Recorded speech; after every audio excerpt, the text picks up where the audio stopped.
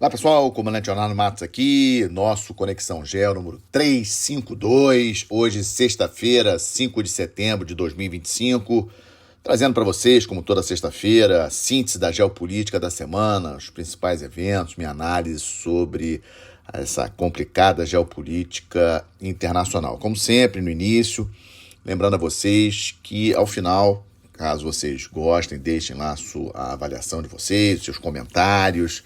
E, mais uma vez, como eu sempre peço, compartilhem com seus amigos, aqueles que também gostam de se manter atualizados com relação à geopolítica mundial. Pois bem, o tema principal que escolhi essa semana aí de ouro, digamos assim, para o Xi Jinping, presidente da China. Comentei ao longo da semana nos Minutos Conexão Geo, que vocês já devem ter escutado. E aqui eu faço uma síntese e também a minha análise, fechando essa semana que realmente onde a China esteve aí no protagonismo das notícias. Então, primeiro tema, China é a nova ordem global. E eu falo nova ordem global no sentido dessa especulação da China querer liderar o multilateralismo, liderar a globalização, tentando ocupar o lugar dos Estados Unidos, em razão dessa postura do presidente Trump de impor tarifas para vários países, inclusive para países aliados como o Canadá, os países europeus que fazem parte da OTAN, entre outros países. Então, o Xi Jinping, essa é a ideia, a força do Xi Jinping essa semana, tentar se posicionar no lugar, tentar colocar a China como a opção do mundo em termos de referência, como país, como liderança. 2 eventos, o primeiro deles começou no domingo, 31 de agosto, foi domingo e segunda-feira, reunião de cúpula da Organização de Cooperação de Xangai. Essa reunião, essa organização, ela surgiu lá atrás, em 2001, na época das Torres Gêmeas, do ataque às Torres Gêmeas. O foco era combater o terrorismo na Ásia Central, países da Ásia Central, mais Rússia, mais China. Depois a Índia passou a fazer parte, o Paquistão passou a fazer parte, mais recentemente o Irã passou a fazer parte dessa organização da cúpula de Xangai. Mas, na verdade, a reunião de cúpula ela foi utilizada pelo Xi Jinping como um fórum político, mais uma vez com essa ideia de colocar a China, de jogar o holofote na China como uma opção aos Estados Unidos. E o destaque dessa reunião, na minha avaliação, foi a presença mesmo do primeiro-ministro da Índia, o Narendra Modi, que não ia à China desde 2019. Já comentei aqui com vocês daquele confronto na fronteira lá no Himalaia entre Índia e China em 2020. Já estávamos ali no Covid, muita gente na época acabou não sabendo disso. Logicamente, quem não acompanhava o Conexão Geo, porque eu comentei com vocês aqui várias vezes sobre esse confronto muito importante. 20 militares indianos morreram no evento, 8 militares chineses morreram. E a partir desse confronto ali na fronteira, as relações entre Índia e China bastante abaladas. Ano passado, na reunião dos BRICS na Rússia, os 2 líderes voltaram a se encontrar, Xi Jinping e Narendra Modi, uma reunião bilateral em separada da reunião dos BRICS. Este ano não aconteceu, porque o Xi Jinping não veio na reunião dos BRICS aqui no Rio de Janeiro, mas agora, em função aí das tarifas de 50% impostas pelos Estados Unidos, cobrando da Índia parar de comprar petróleo subsidiado da Rússia, o Narendra Modi deu o troco e foi na reunião de cooperação de Xangai, reunião de cúpula lá da Organização de Cooperação de Xangai. Outros países também importantes, Paquistão, por exemplo, e aí interessante ver o primeiro-ministro da Índia e o primeiro-ministro do Paquistão no mesmo evento, né, depois do confronto, né, da guerra que eles tiveram em maio, né, interessante ver isso. E vimos também o presidente da Turquia, né, o Erdogan, sempre impressionante, né, o papel da Turquia nessa geopolítica global. Lembrando que a Turquia é aliado da OTAN, mas a Turquia lá, o Erdogan, nesse fórum, que é praticamente um fórum, então se tornou um fórum político. Mas, como falei, a grande questão, o ponto de destaque, o Putin estava lá, lógico, mas o Putin já era esperado. A Rússia cada vez mais dependente da China, em função aí do conflito contra a Ucrânia, as sanções econômicas do Ocidente, mas o destaque foi mesmo a presença do Narendra Modi. Como eu comentei já com vocês, a Índia numa posição geopolítica bastante complicada, porque na macro geopolítica, na grande geopolítica, o ideal para a Índia seria uma aproximação cada vez maior do Ocidente. Por exemplo, o maior fornecedor de armas para a Índia segue sendo a Rússia, mas o segundo maior já é a França. O maior parceiro comercial nos últimos 4 anos da Índia são os Estados Unidos. Então, essa aproximação da Índia com o Ocidente, França, Estados Unidos, outros países, está aí para fechar aí um acordo com a União Europeia de livre comércio, seria na grande geopolítica o ideal para a Índia, porque o grande rival geopolítico da Índia é a China. Lógico que o Paquistão é muito importante, mas a China, obviamente, é muito mais relevante como um opositor à Índia. Só que o Xi Jinping, com muita inteligência, ele desde o início do ano, desde que o Trump assumiu o governo, que vem aí cortejando Narendra Modi para eles voltarem. Na verdade, ano passado já teve aquele encontro lá na reunião dos BRICS, mas esse ano interessante acompanhar a mídia chinesa para ver como que a mídia chinesa passou a falar bem da Índia este ano, justamente nessa orientação do governo do Xi Jinping para a aproximação com os indianos. Então esse foi o primeiro evento, e aí veio o segundo evento, a grande parada militar, o grande desfile militar que aconteceu na quarta-feira, dia 3. Não sei se vocês viram, se vocês não viram, recomendo pelo menos verem alguns trechos. Foi em função da vitória da China contra o Japão, 80 anos da vitória contra o Japão na Segunda Guerra Mundial, uma grande demonstração aí de força militar chinesa, mísseis balísticos, mísseis hipersônicos, digamos assim, armas laser, robôs, muita tecnologia, mas o forte foram as mensagens de bastidores de quem esteve presente. E o que chamou mais atenção, lógico que o Putin permaneceu, mas o ator novo nesse evento em relação à cúpula de Xangai foi o Kim Jong-un, o ditador da Coreia do Norte. E aí as fotografias principais que nós vimos foram dos 3, Xi Jinping, o Putin e o Kim Jong-un. Nenhum líder relevante da África, né, apenas 2 países africanos, os principais países da África, os chefes de Estado não foram. Nenhum chefe de Estado de países do continente americano foi, para minha surpresa. Não vi ninguém relevante, chefe de Estado ali de país americano, também do continente americano. E aí ficou aí algumas peculiaridades, áudio vazado de conversa do Xi Jinping com Putin, falando em viver até 150 anos de idade. O Xi Jinping já está no poder desde 2012, o Kim Jong-un desde 2011 e o Putin desde dezembro de 1999, né? Para vocês verem que os 3 gostam realmente de ficar do poder. E uma outra curiosidade, não sei se vocês viram, um assessor do Kim Jong-un, depois do encontro que ele teve com o Xi Jinping, na verdade esse encontro foi ontem, quinta-feira, e não na quarta, é um encontro privado entre os 2 líderes, o assessor do Kim Jong-un limpando a cadeira onde ele tinha sentado, onde ele tinha encostado, etc., para não deixar traços de seu DNA para ser depois investigado pelo grande aliado China, né? A Coreia do Norte, embora hoje esteja aí muito amiguinha da Rússia, né? Fornecendo tropas, fornecendo armas, a Coreia do Norte depende demais da China e mesmo assim teve essa preocupação de ficar limpando ali para tirar o DNA.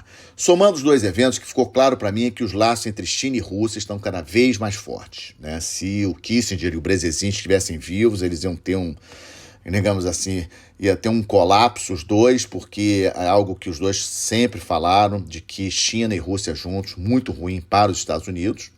Não podemos esquecer que a economia e a questão, o problema demográfico chinês são preocupantes. Os Estados Unidos ainda tem 25% da economia global, então a China não pode prescindir da economia dos Estados Unidos. Então essa é uma questão problemática para a China, de como encarar os Estados Unidos, como lidar com os Estados Unidos. A Índia também tem esse problema, né? Essas tarifas impostas à Índia são problemáticas para a economia indiana, que estava crescendo muito forte.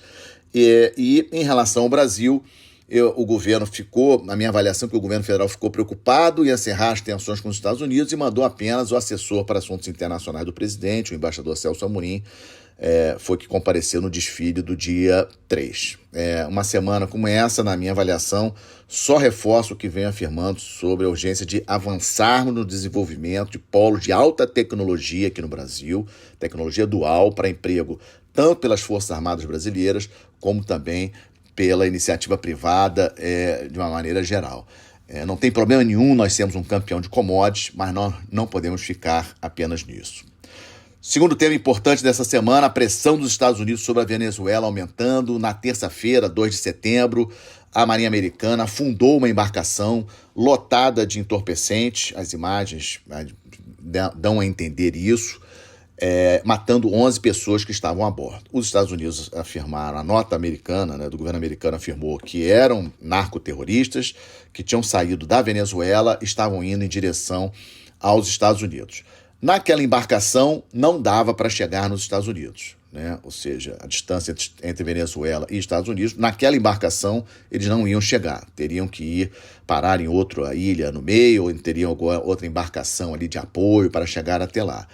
E isso fugiu completamente do que normalmente os Estados Unidos fazem ali no Caribe. Normalmente os Estados Unidos abordam as embarcações, prendem os culpados, levam os culpados para julgamento nos Estados Unidos, etc, etc. Dessa vez foi destruição e o presidente Trump disse que foi isso mesmo. Ele ordenou o ataque para dar um recado aos grupos narcoterroristas que vai ser assim que os Estados Unidos vai agir toda vez que encontrar uma embarcação transportando drogas. Então, é uma mudança de comportamento dos Estados Unidos que chama bastante atenção.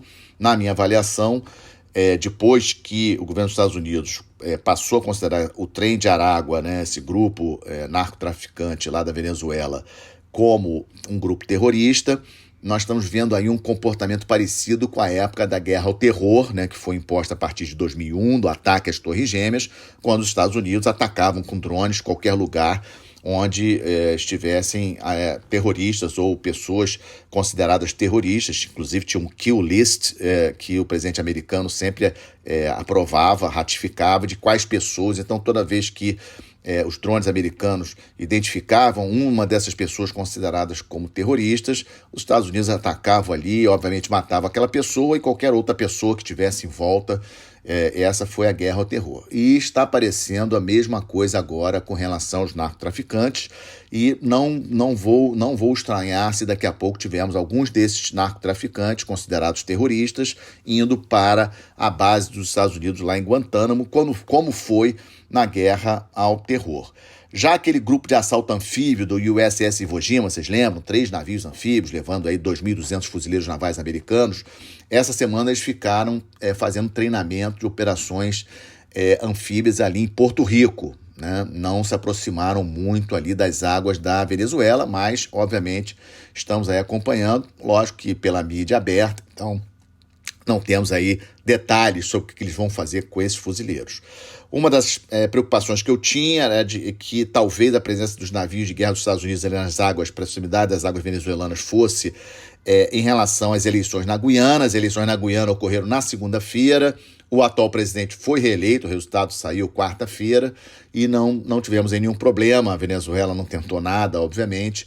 Então esse é um dado importante que eu ia trazer para vocês. E o Marco Rubio, secretário de Estado dos Estados Unidos, esteve essa semana, na terça-feira e quarta-feira, no México, conversou com a presidente do México, né, falando sobre principalmente temas em relação à imigração ilegal e grupos terroristas.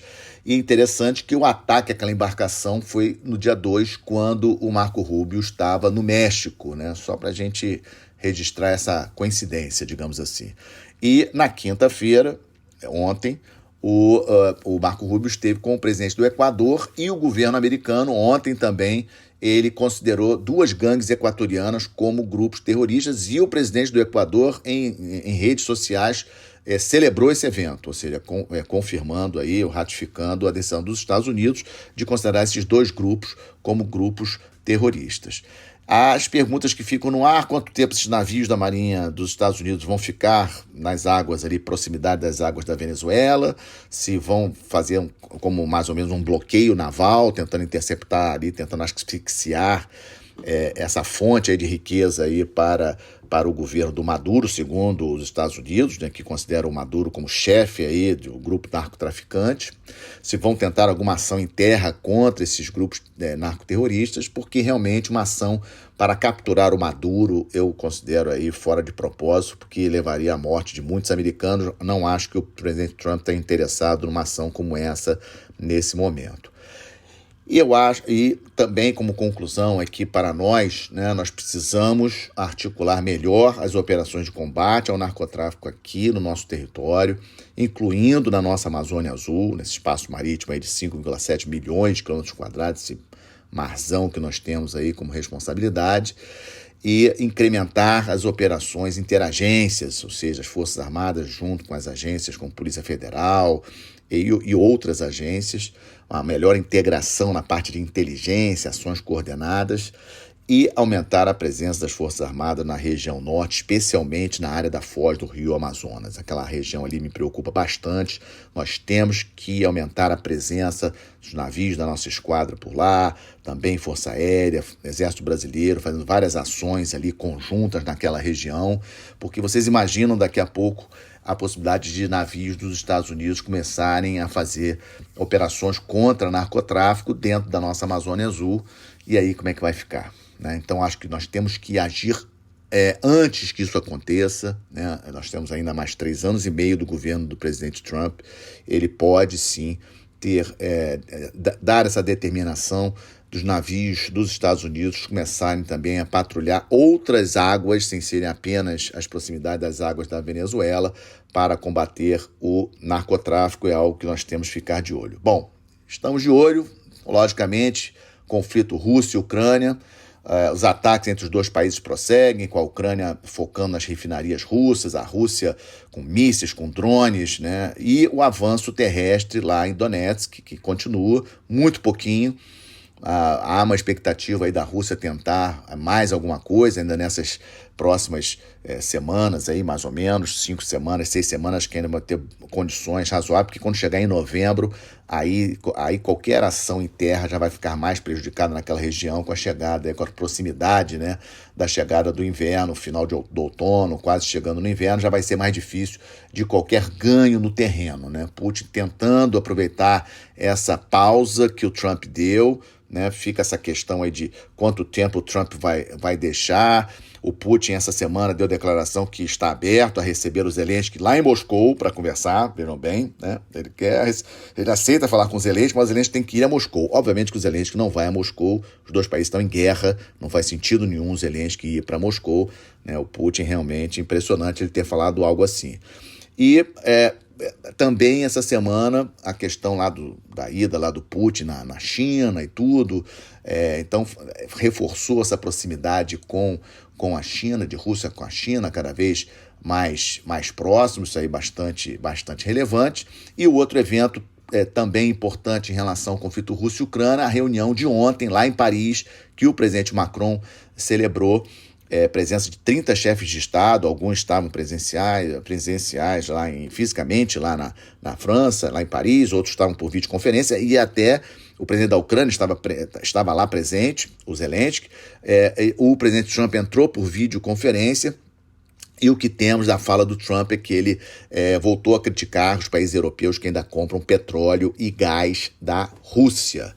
Foi o foco maior do Trump. Os países europeus ficaram discutindo com relação a como vão ajudar a defesa da Ucrânia depois do cessar-fogo, etc. Então, foi por aí Rússia e Ucrânia essa semana. Israel e Hamas, Oriente Médio, muito importante, a Operação Carruagem de Gideão 2, é o nome dessa operação, dessa nova operação de Israel para conquistar totalmente a faixa de Gaza. Atualmente, Israel controla cerca de 75%, os ataques atualmente estão concentrados na cidade de Gaza, dentro da faixa de Gaza. Muita preocupação, lógico, com a morte de palestinos que não tem nada a ver com o Hamas.